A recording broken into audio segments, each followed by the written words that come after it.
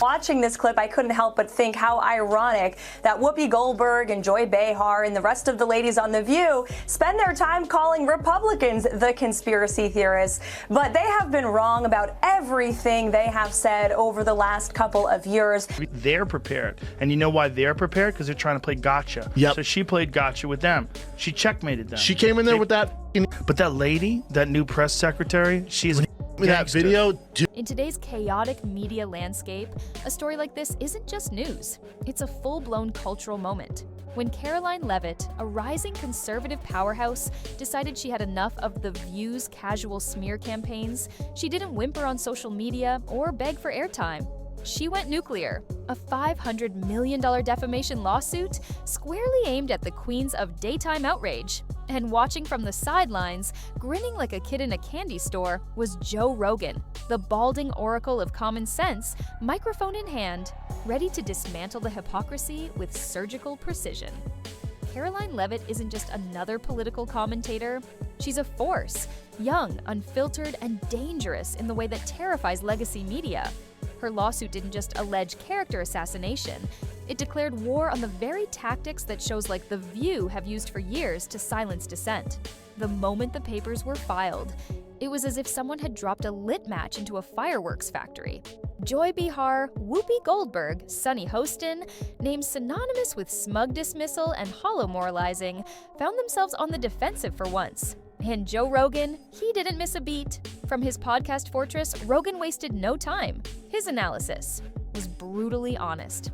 That lady, that new press secretary, she's a gangster. Not gangster in the cliched sense, but in the way that matters today. Prepared, relentless, calculated. The kind of preparation that only comes when you know you're stepping into a minefield laid by those who'd rather see you destroyed than debated. Watching Leavitt handle The View with the finesse of a chess grandmaster made Rogan's admiration pour out in real time. This wasn't luck. This was war.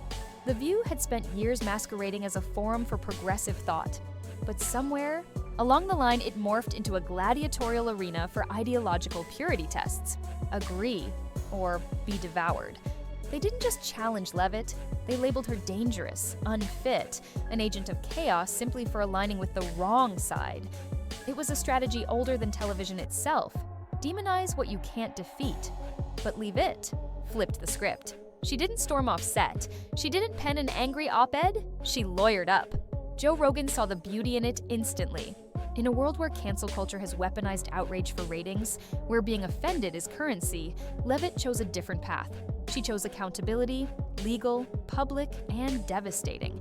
And in doing so, she exposed The View for what? It's become less a talk show and more a daytime tribunal of one-sided condemnation. As the lawsuit news spread, The View scrambled to reframe the narrative. Joy Behar, with her signature cocktail of sarcasm and cluelessness, labeled Leavitt as dangerous. Dangerous for what? Having the audacity to present coherent arguments? Whoopi Goldberg leaned on her well-worn brand of spiritual vagueness, attempting to dismiss the lawsuit as a tantrum rather than a tactical counterpunch. Sunny Hostin, dusting off her law degree, attempted to cloak bad faith attacks in a thin veil of legalese, hoping no one would notice the logical gaps wide enough to drive a truck through. But Joe noticed, and he called it exactly what it was: a circus. The View didn't accidentally misrepresent Leavitt. They weaponized their platform for character assassination, gambling that she, like so many before, would be too intimidated to fight back. Instead, she handed them a lawsuit wrapped in steel and smiled for the cameras. Rogan's commentary went deeper than mockery. He diagnosed the disease, the modern media's addiction to outrage, to branding every disagreement as dangerous, every dissent as violence. Shows like The View thrived not on discussion, but on division. They needed villains more than they needed viewers.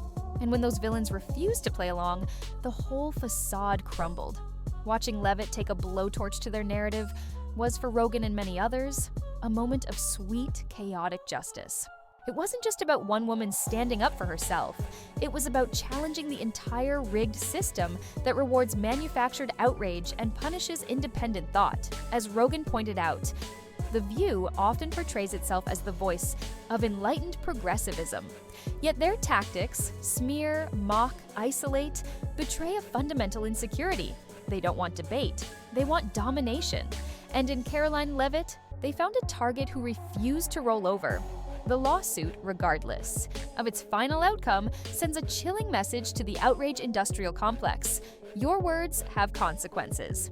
You can no longer hurl accusations with impunity, protected by laughter tracks and applause signs. The courtroom doesn't play by the same rules as daytime television. And for once, the arbiters of acceptable opinion found themselves answering to someone outside their echo chamber. Joe Rogan understood the stakes better than anyone. This wasn't merely about defamation or a bruised ego. It was about drawing a line in the sand. It was about reminding the world that truth still matters, that narrative control has limits, and that sometimes the best way to win a rigged game is to flip the table entirely. He laughed, not because it was funny, but because it was necessary. Because in a world where logic and reason are increasingly sacrificed on the altar of outrage, watching someone refuse to play by those broken rules is nothing short of exhilarating. Meanwhile, The View flailed. Their attempts at damage control came off as desperate, hollow. Their audience, a mix of genuine fans and paid seat fillers, was treated to a masterclass in unintentional I would like this self-parody. young lady this is her first job. I would like her to do a little homework because she said something yesterday that really pissed me off. For this reckoning long ago. And that was, she Karoline said there will be no Leavitt didn't wokeness destroy The here. View. Oh, They yeah. destroyed Let me themselves. explain something to One you. condescending sneer Because and baseless without that accusation at a time. wokeness, you might not Joe have Rogan, that job. he I said, think "However, clarify, she's probably been by put the in there time the because dust according settles, to Donald Trump, it she's a won't 10. matter whether You know Leavitt that's gets what it is. every dollar she's asking for. She's already achieved something far more significant. She's shattered the illusion of invincibility surrounding shows like The View. She's reminded the world that free speech cuts both ways, and that defamation has a price, even for those who think they're untouchable.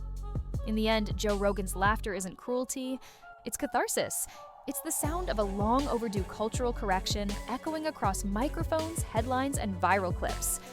And for once, the joke isn't on the outsider daring to challenge the system, it's on the system itself. Because if there's one thing Joe Rogan, Karoline Leavitt, and millions of Americans are proving, it's that the era of passive submission is over. The fight for truth is messy, brutal, and often hilarious. And it's only just begun.